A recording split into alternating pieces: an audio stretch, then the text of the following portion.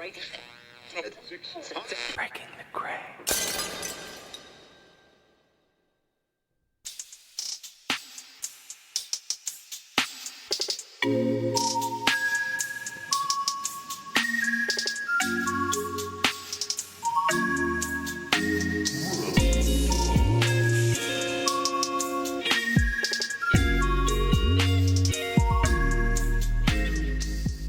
Oh wow, Sarah, it's season 2. We're like midstream season 2 right now.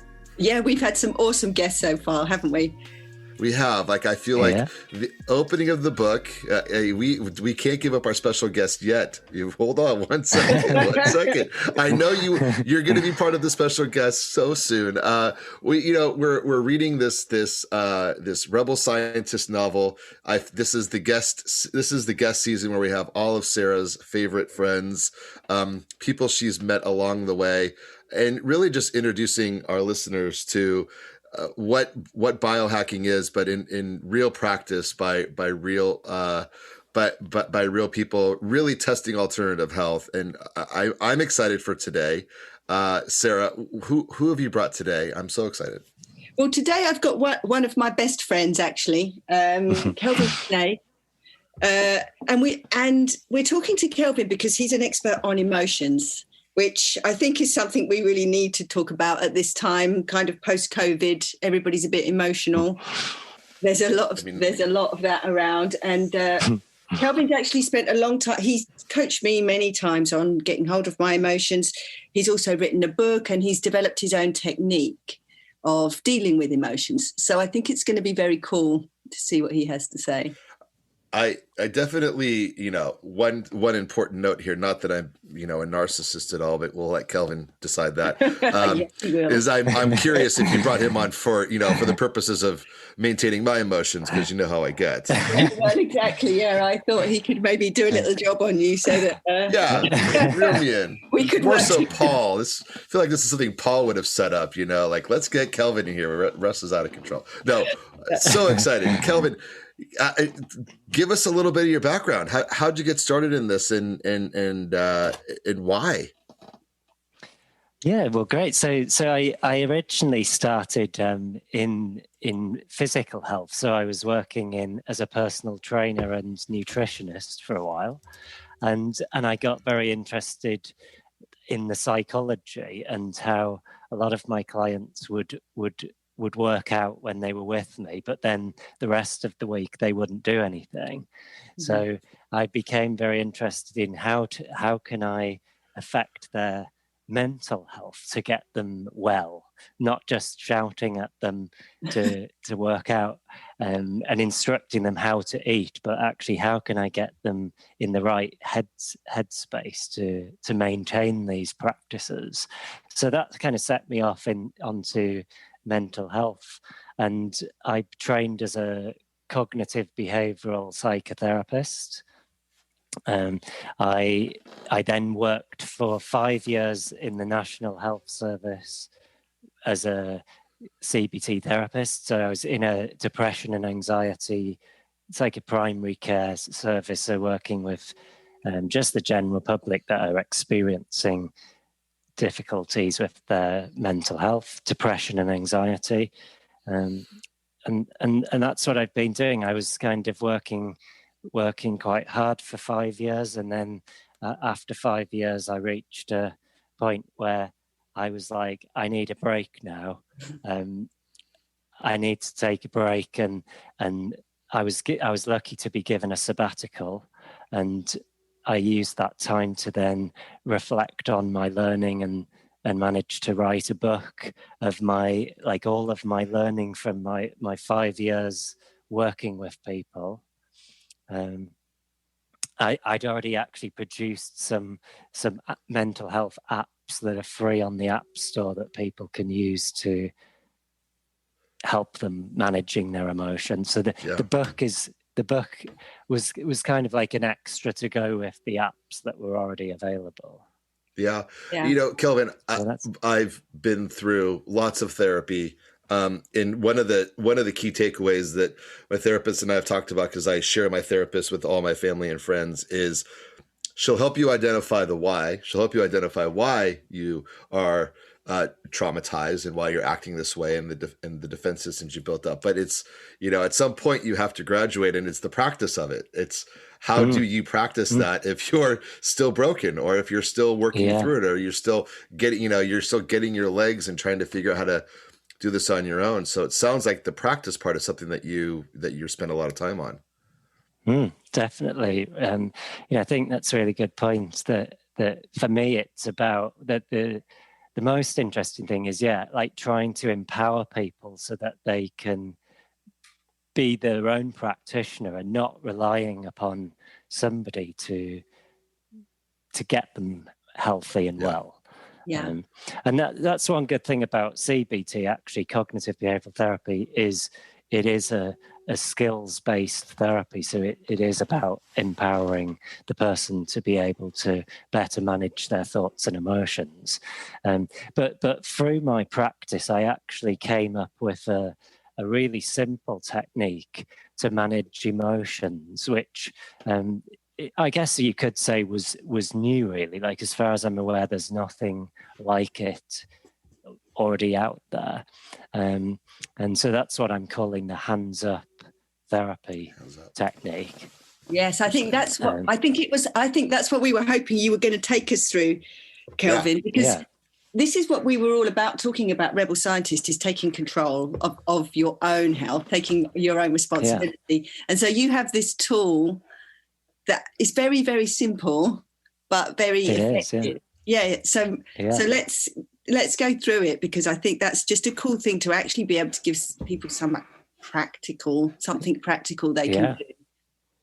Yeah, sure. So let me try and talk you through it, how I would if I was speaking with a client. And the first thing that I usually say is that we all have emotions, and we all have to find a way of managing those emotions. And so how do we do that? We all have to find our way, and people find healthier ways to do it than other people. So we can learn from an early age to drink our emotions away, smoke them away, eat them away, sleep them away. Yes, I'm sure we've all done a few of those in the past. Yeah. Mm-hmm. And so I'm doing it right now. Just kidding. It's early morning. I hope you're not sleeping. So the first thing I would say is I try to get people thinking about the fact that we do all have emotions, and actually how have we learned to manage them so far. And I usually say that what we do falls into one of two categories, really. What one category is we are trying to somehow distract ourselves from those emotions, and so there's a kind of resistance and a distraction from the emotion. So that would be any of the ones we've just mentioned, really. So drinking, smoking, eating, sleeping, worrying, all of those would fall into the I don't want to feel this emotion. I want rid of this feeling. So if I just do this thing, it's going to help me to feel better. So that would fall into one category.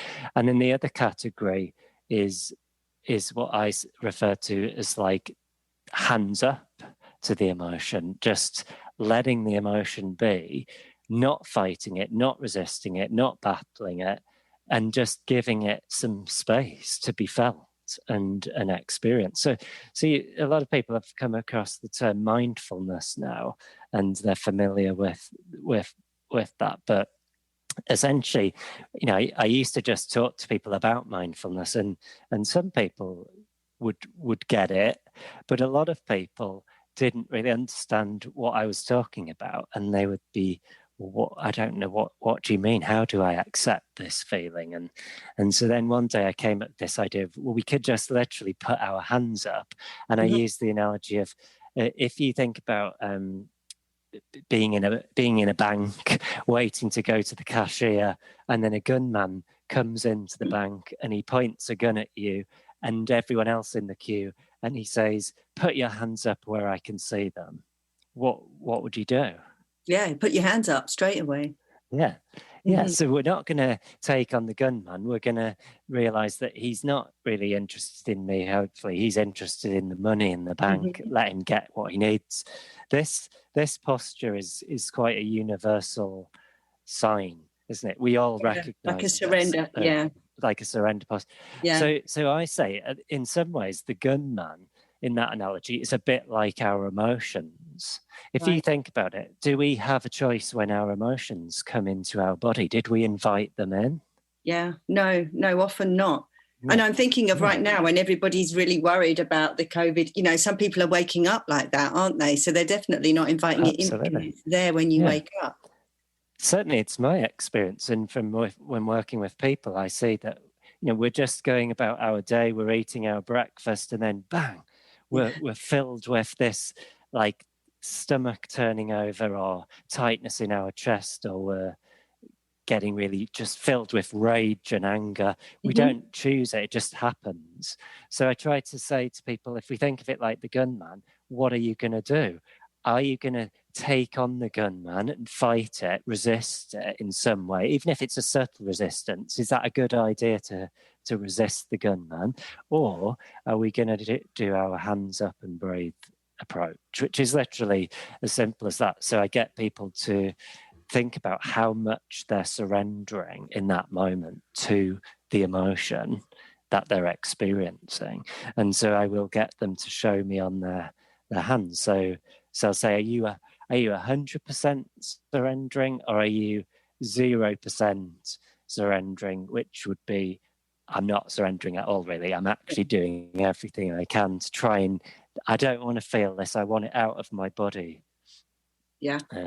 So, and then I get them to show me, so that they'll say, well, I'm sort of half surrendering and I'm half fighting. So then I might get them to show me their one hand is resisting, one hand, so that 50% surrender, 50% resist. And then I will just gently invite them to open their fingers and try to engage. So we're just trying to engage the brain in the process here of letting the feeling be rather than resisting the feeling. So I have, and this is fascinating, and thank you for sharing it. I'm curious, do you have them name the emotion?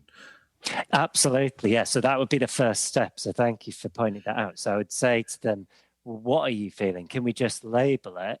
Can we see where it is? So this is anger, this is in my chest, this is in my shoulders. And then it's like, okay, now let's put our hands up to that. Mm-hmm. So definitely that's a really important point. Like, always label it to start with, and then we know what we're putting our hands up to then, and we're going to it's a great thing, because one of those things is, when you're going through lots of meditation, you acknowledge that the thought is there, and you give it time to pass, but you don't run with it, right? It's not like you take off and start jogging with your emotion. You let it go and you acknowledge that that's fear. Fear is here, and fear is not. Fear is moving along. Do you find when you Sarah and I are talking through it, and I'm going to sound like Sarah here. Have you quantified this at all? Have you been able to look at blood pressure, things that might help for people when they maybe they're not able to identify the emotion, but maybe there's something that their body triggers them, and maybe it's blood pressure, or maybe it's like a rapid heartbeat, or the things that maybe you can help them identify more in a quantifiable way? Well, I think that would be fascinating research, Russ, definitely. I haven't yet, but I think it would be something I'd love to do, would be to monitor, because I only have testimony. So I have hundreds and hundreds of testimonies of and massively transforming. So from us, I've had people that have said they've had a knot in their chest for 10 years, maybe. This kind of ball of energy or tension in their body. And after some minutes of really getting them to focus on this hands up approach, it started to soften and then melt away, and then it's just completely gone. And they've said, wow, like I can actually breathe for the first time in 10 years. I can feel like my chest is free. Or you know, the same with like pains in their head or pains in their body. What do you think is going on, Kelvin, with people that we are doing this to ourselves, you know, storing up all this emotion and pushing it down, doing all this distraction? I mean, what's going on, do you think, that you can have that change in so quick a time? Do you mean when we do the hands up method? Yeah, how is that so effective? Because I just wonder, you know, because obviously with all this COVID, I mean, everybody I meet is stressed, is angry, is worried, is frustrated, you know, is basically, well, me too, you know, I have the moment. So why do you think that we are not able to deal with our emotions effectively? I just think we haven't been taught. Yes, really. Like, I mean, I went to university. I was a competitive athlete. You know, I was in great shape physically. I was doing competitions every weekend in the UK. But it didn't stop me from getting depressed and getting an anxiety condition. And I can honestly see now that I didn't learn from my parents how to manage my emotions. I didn't learn from teachers in school or college or university. So where do we learn that? Where do we learn this stuff? I would say probably 99% plus of the population is blacking it when it comes to their mental health.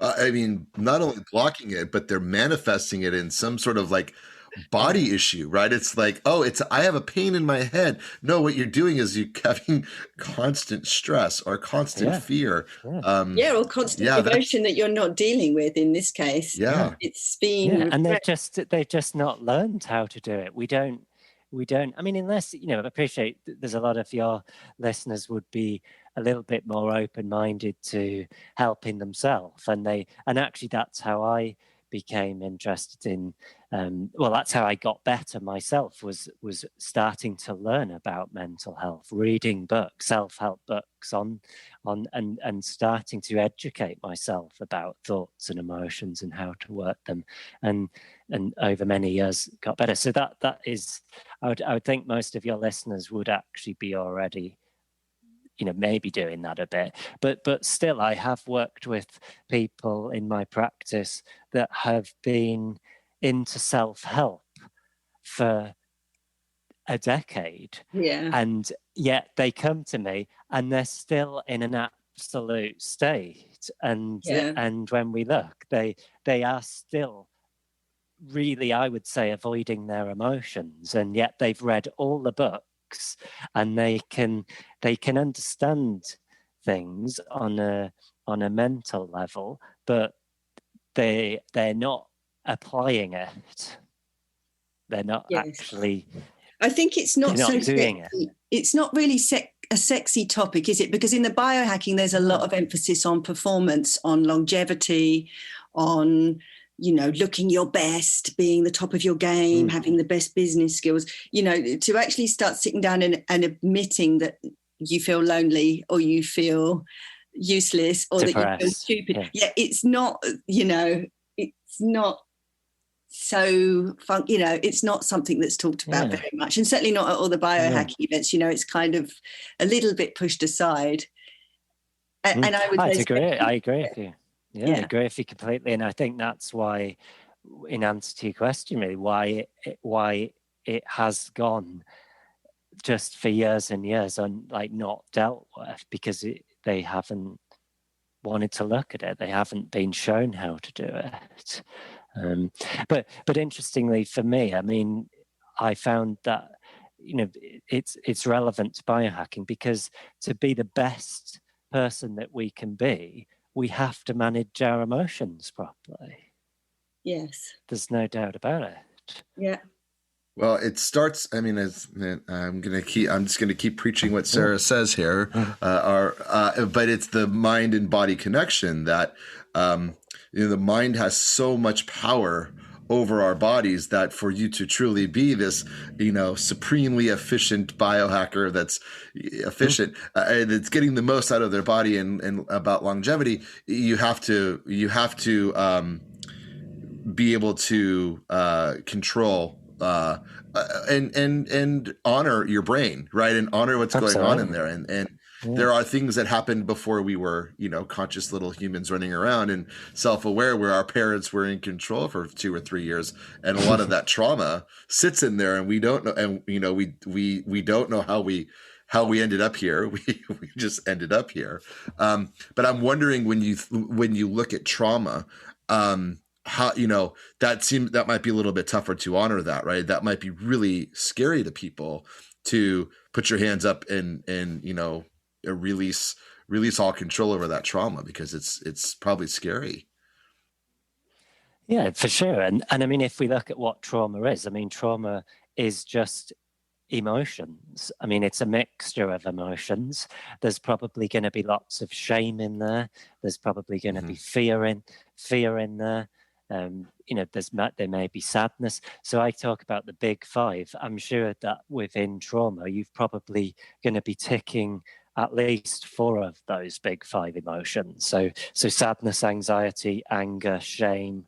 And then the 5th one I talk about is excitement. Maybe not so relevant, but it would certainly be. So the reason, if we've experienced a traumatic incident, then it's probably it's ultimately a memory that's tied up with all these big fiery emotions, and we don't know how to deal with that, because we don't know how to deal with the emotions. So what do?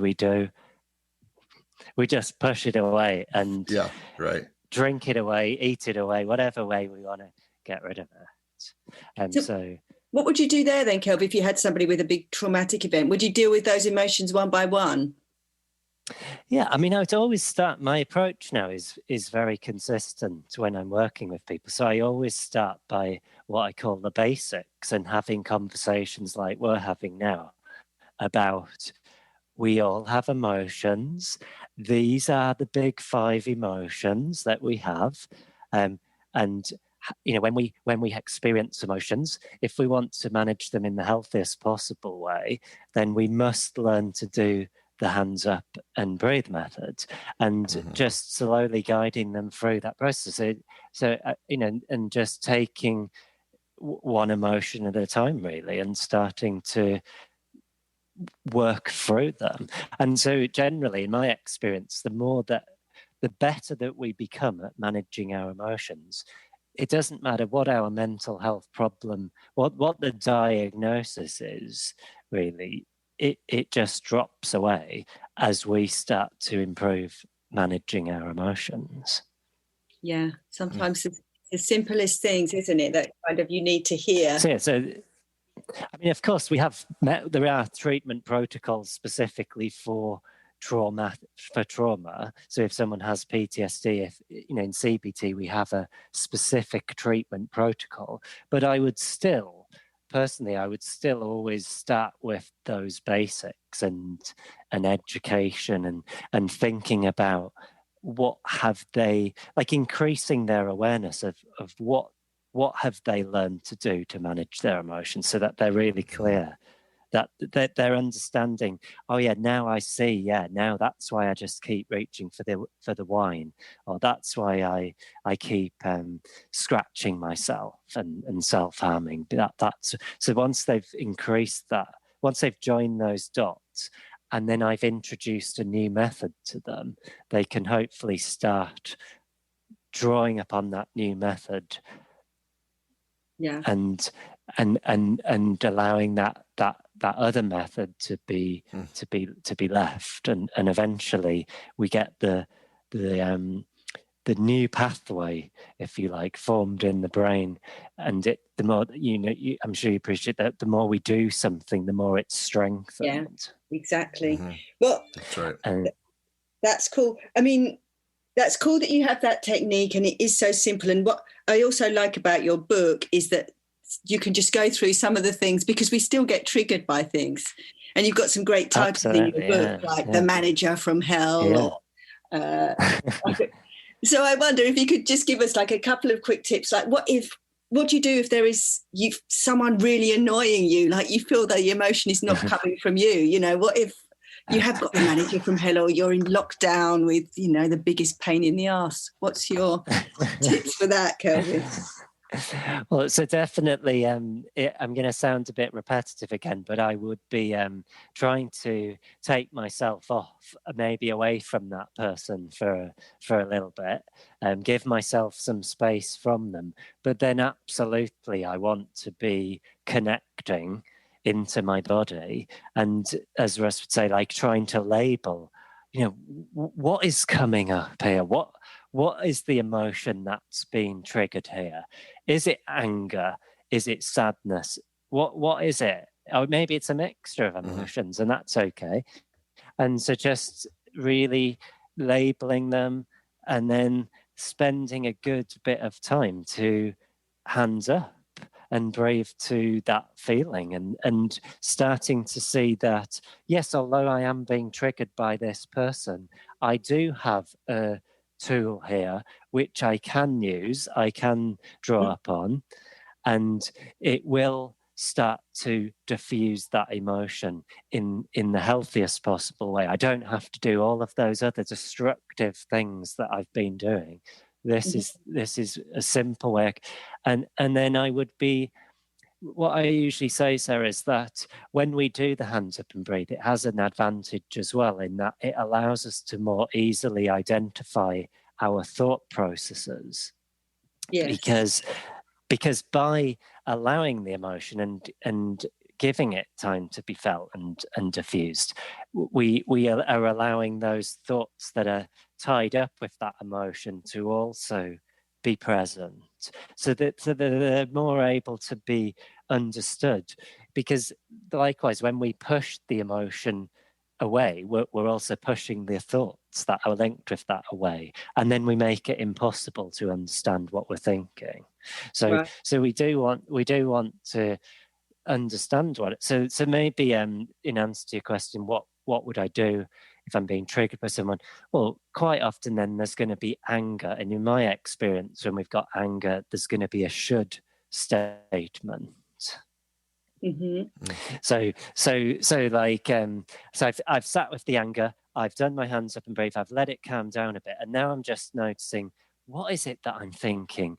I'm just thinking, he shouldn't have said that to me. He should be speaking to me with more respect, whatever my should is. And I'd just be trying to capture that. And personally, I write it down on some paper, and then I would use the approach of examining it, questioning it. So a bit of the Byron Katie method of questioning your statements. Yeah. Is this really true and accurate? Or if it's a question thought, then I would be trying to answer that question. Often that can reveal another statement.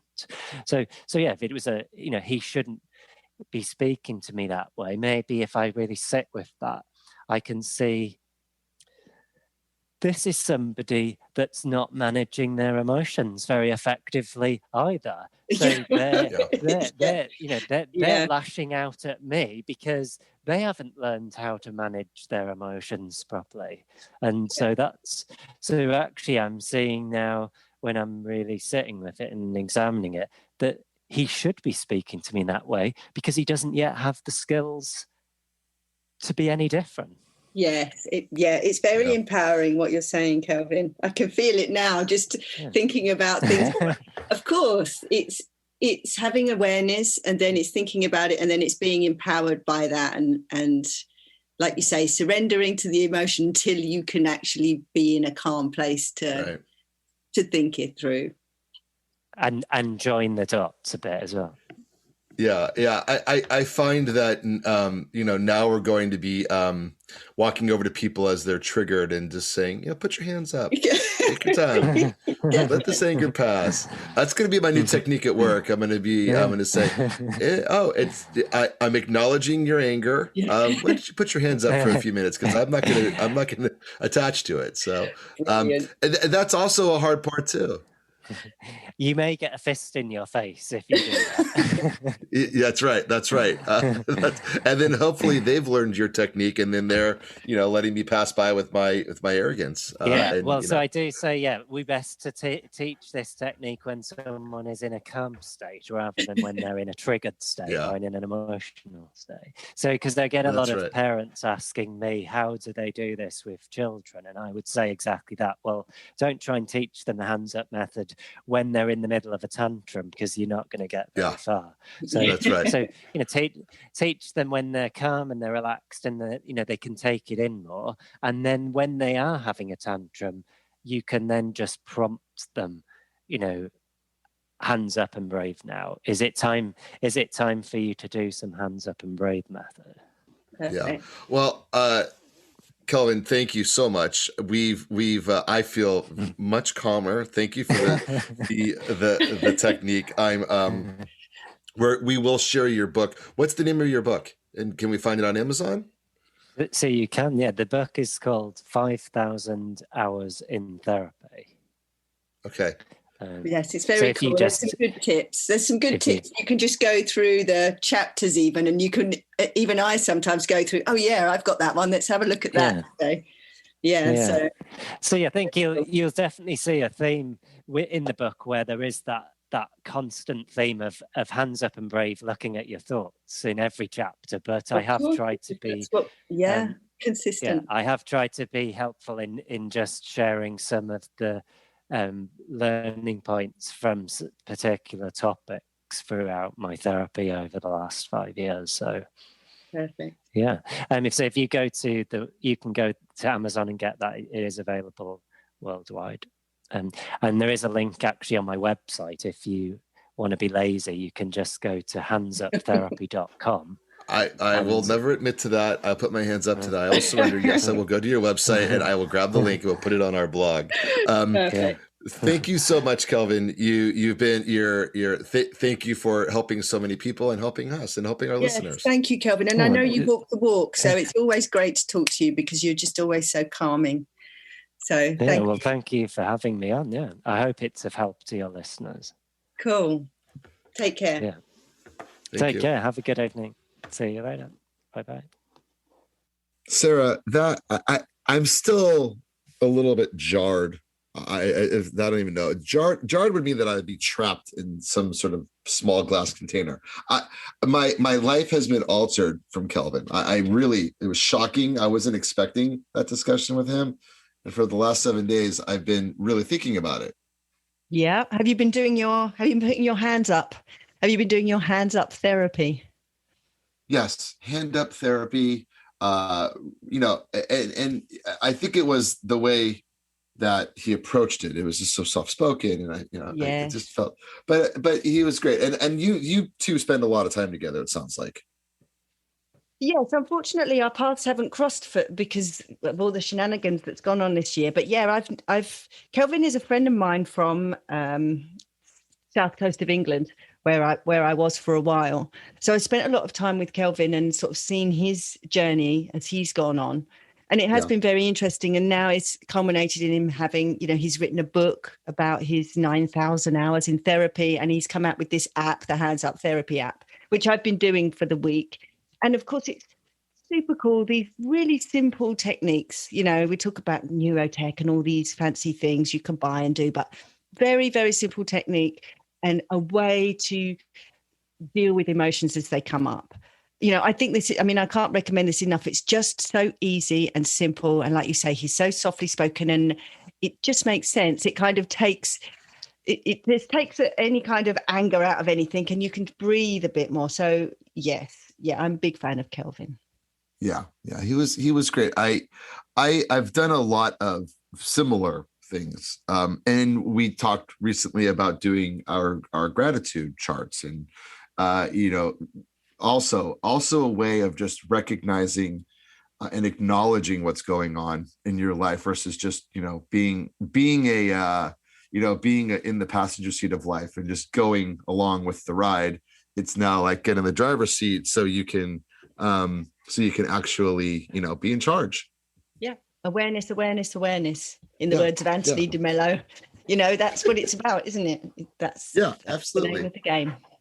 Absolutely. Well, I thoroughly enjoyed talking to Kelvin, and I would like to actually talk to him more separately. Would be amazing. But he was fantastic. Yes, he was.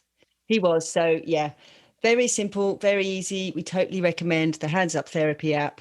Simple things that people can take away from that episode. Yeah, great, wonderful. Well, looking forward to it. Talking again. We have more amazing guests coming on soon, so I'm looking forward to chatting more. Yes, I think we're gonna up the pace soon. We're going to start kind of moving into more active things that people could do. So yeah, I'm looking forward to it. I'm ready for it. I feel like I've totally prepared myself mentally, emotionally over the last few weeks.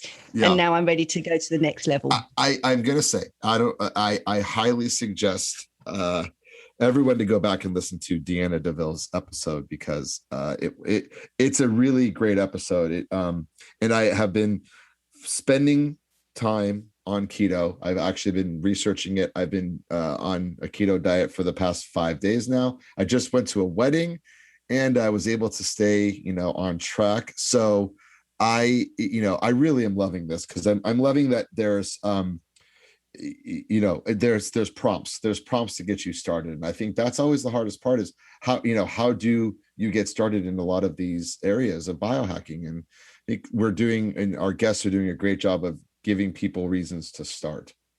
Oh, I'm really glad you said that, Russ. I'm really glad that you're on this trip, because we've got Abel James is going to be probably our next guest, and then you're really going to learn how to do the keto.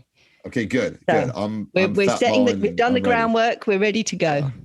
It's hard. It's harder than Atkins. But I also am finding it to be something I think I can do. It's just me working with the family in the house to be like, all those chips in there, can you please get rid of everything? Because I'm going to eat all of them, especially sugar. Cookies are my kryptonite. So if there's a cookie in the house, Paul recently brought back some cornflake cookies, and they're the kinds of cookies where you have one, and then you're like, I can have like 5 more. And then I'm like, how many cookies did I just, it's like 100 grams of carbs right there. So it's hard to cut sugar out of your diet, but once it's gone, it's gone. I think it's a good thing about sugar is once you're 2 or 3 weeks off the sugar, you really don't go back to it. But it's one of those things where if you accidentally have a little bit of sugar, you're sort of like, you taste it and you're just like, what the, and then it's over. It's like, it's like a horror. I'm like diving in like, a gigantic jar of white sugar. It takes a village, and you'll get there in the end. Absolutely. Well, thank you again. We will talk soon. Talk soon. Take care, Russ.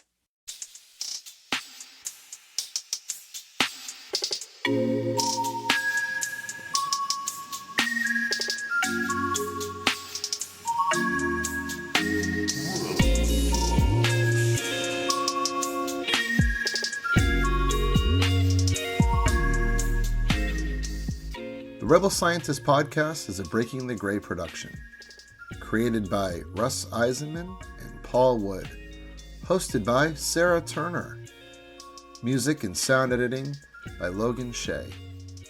For more information and other fantastic podcasts, visit breakingthegray.com. That's gray with an E, breakingthegray.com.